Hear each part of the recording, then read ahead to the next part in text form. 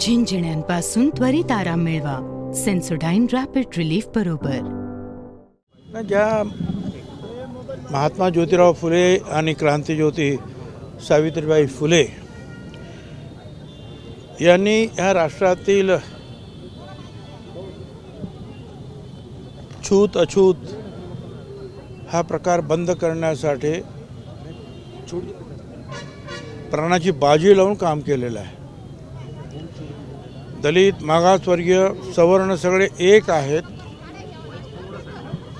निर्मिकाने ह्या सगळ्यांना सारख्याच प्रमाणात निर्माण केलेलं आहे। त्यामुळे महिला पुरुष सगळ्यांचे अधिकार सारखे आहेत। कोणी दलित नाही, कोणी सवर्ण नाही, आदिवासी वगैरे सर्व जे आहेत त्यांना जगण्याचा अधिकार आहे, त्यांना शिक्षणाचा अधिकार आहे, त्यांना संपत्ती बाळगण्याचा अधिकार आहे, त्यांना राजकारणात भाग घेण्याचा अधिकार आहे, त्यांना नोकरी धंद्यामध्ये स्थान मिळण्याचा अधिकार आहे।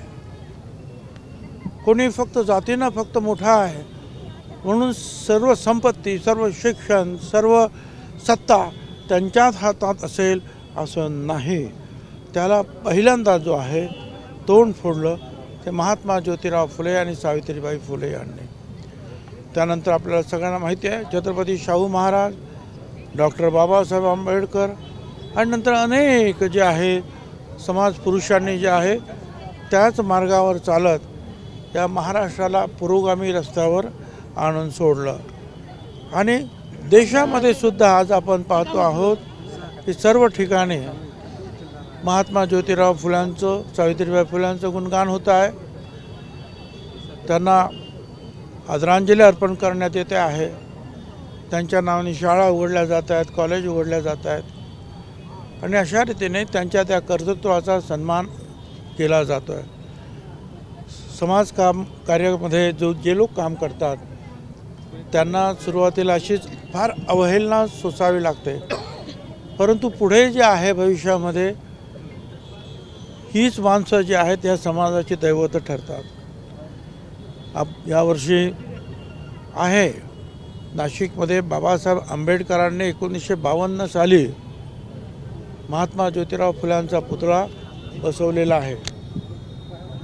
तो जरा थोडासा जो आहे अडचणीच्या ठिकाणी आहे, परंतु आपण महानगरपालिका आणि सर्वांच्या या सहकार्यानं आज हे अतिशय महत्त्वाच्या चौकामध्ये या देशातील सर्वात भव्य असे अर्धपुतळे आपण निर्माण केले आणि म्हणून आपण पाहतो आहोत की इथे आज शेकडो हजारो लोक जे आहेत विद्यार्थी सहित आज त्यांना आदरांजली अर्पण करायला आलेले आहेत। आणि आता आम्ही सुद्धा इथून पुन्हा आता पुण्याकडे रवाना होतो आहोत, कारण पुण्याला सुद्धा 11 वाजता महात्मा फुले आणि सावित्रीबाई फुल्यांच्या वाड्यावर दरवर्षीप्रमाणे आदरांजलीचा कार्यक्रम आहे।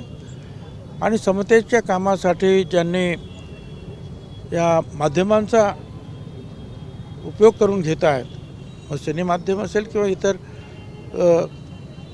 लेखणी असेल, ते उपयोगात आणून समतेचा प्रसार करणारे नागराज मंजुळे त्यांना आम्ही हा समता पुरस्कार आज देतो आहोत। त्या कार्यक्रमासाठी आता आम्ही रवाना होतो आहोत। धन्यवाद साहेब। आज समीर भाऊ पण सोबत बघायला मिळत आहेत, कुठेतरी पुनर्वसन होणार राष्ट्राचे सोबत होते, सोबत आहेत, सोबत राहतील।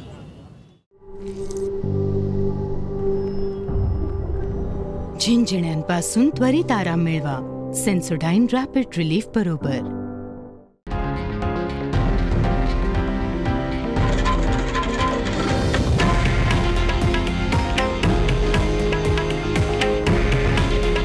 हे आहे देशातील नंबर 1 न्यूज नेटवर्क आणि आपण पाहत आहात TV9 मराठी। काळजी तुमची, हित महाराष्ट्राचं।